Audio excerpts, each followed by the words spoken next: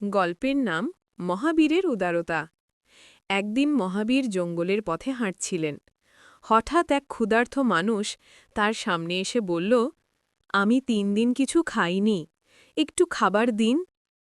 মহাবীরের কাছে খাবার ছিল না, কিন্তু তিনি নিজের গায়ের কাপড় ছেড়ে দিলেন সেই মানুষকে, যাতে সে সূর্যের তাপ থেকে বাঁচতে পারে।